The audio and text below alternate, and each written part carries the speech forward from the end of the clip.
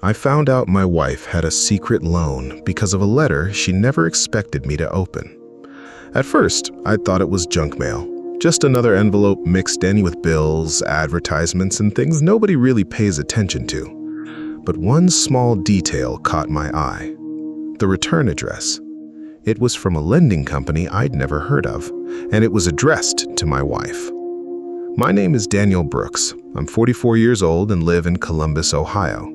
I've spent most of my adult life believing that honesty was the foundation of a marriage. Not perfection, not having all the answers, just honesty.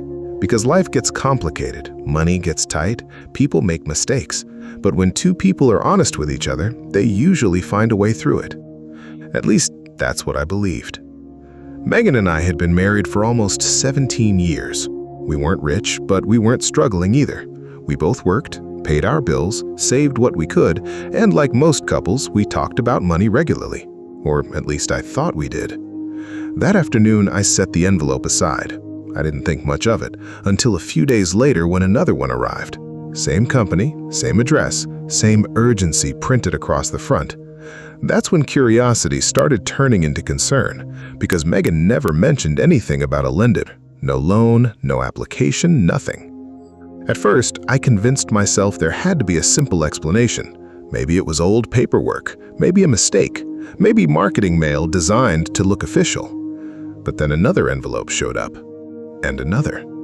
By then, something felt wrong. Not dramatic, not suspicious, just wrong.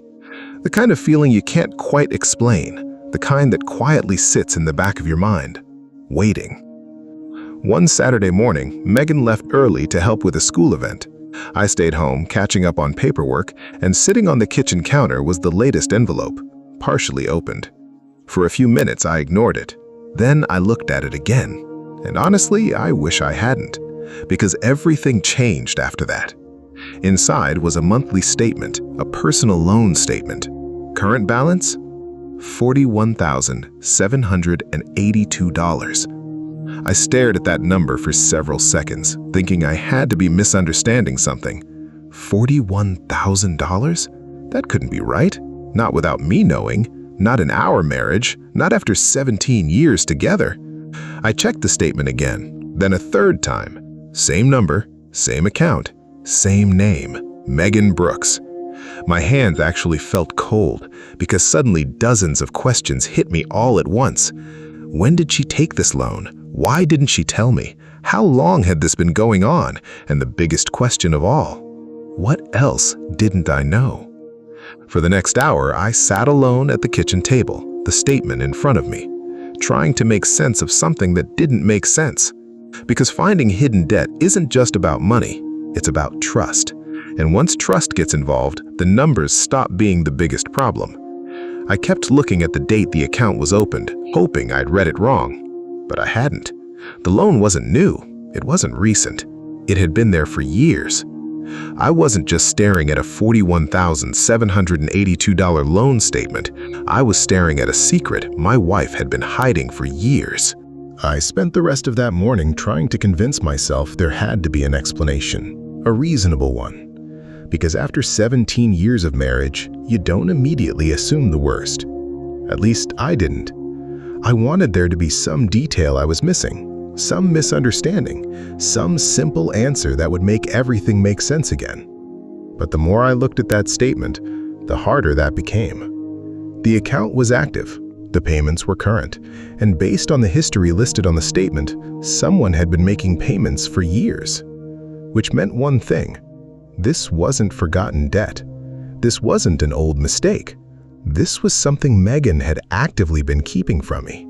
And that realization hurt more than the balance itself. Because money problems can be fixed, but hidden problems? Those are different.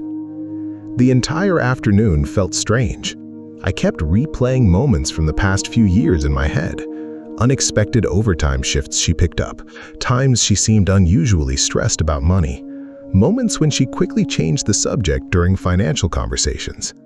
At the time, none of those things felt important. Now they felt completely different, because suddenly there was context, and context changes everything. That evening, Megan came home, like any normal day. She smiled, asked how my day went, started talking about something that happened at school. And honestly, that made it even harder. Because while she was having a normal conversation, I felt like I was carrying a secret between us, one I never asked for. For almost an hour, I said nothing. I just listened, watched, thought, trying to decide how to bring it up. Because once a conversation like that starts, there's no going back. Finally, after dinner, I placed the statement on the table, right between us, and everything changed. The moment she saw it, her face dropped. Not confusion, not surprise, recognition. And that told me everything. For several seconds, neither of us spoke. The room suddenly felt very quiet. Then I asked the question that had been sitting in my head all day. What is this?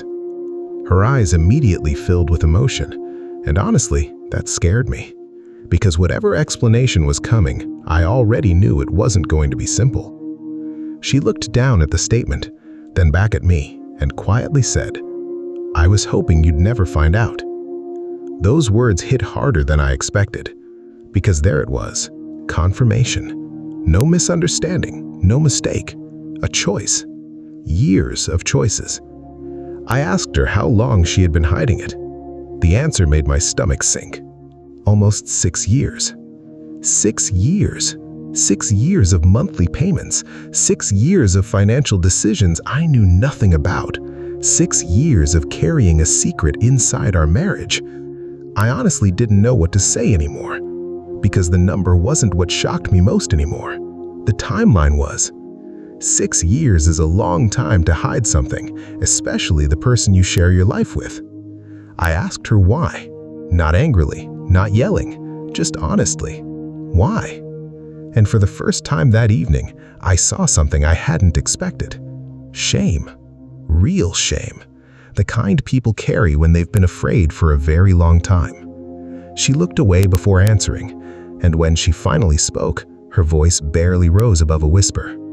"I thought I could fix it before you ever knew." That sentence changed everything, because suddenly this wasn't just a story about debt, it was a story about fear. My wife didn't hide that loan because she didn't care about our marriage. She hid it because she was terrified of what would happen if I found out. For a long time after that conversation, neither of us said much. The silence wasn't angry. It wasn't hostile. It was heavy. The kind of silence that happens when two people are trying to process something bigger than either of them expected. I sat there looking at the statement. Megan sat across from me. And for the first time in 17 years, I felt like I was looking at someone I didn't completely know. Not because she was a different person, but because there was an entire chapter of her life I had never seen. Eventually, I asked the question that mattered most. Why did you take the loan in the first place? She took a deep breath. Then she finally told me the truth. 6 years earlier, her mother had gotten sick. Not life-threatening, but serious enough to create medical bills that insurance didn't fully cover. At the same time, her younger brother had lost his job, and suddenly multiple family problems landed on her at once. She felt responsible, she felt pressured, and according to her, she panicked. The loan started as a way to help everyone get through a difficult period.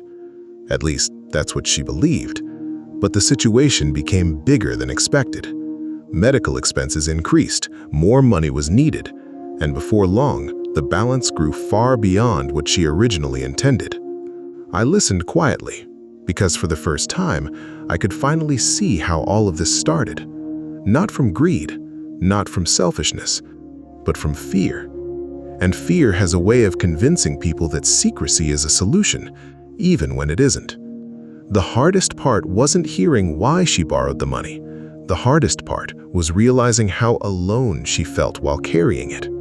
For 6 years, she had been making payments, working extra hours, cutting personal expenses, trying to solve the problem without involving me.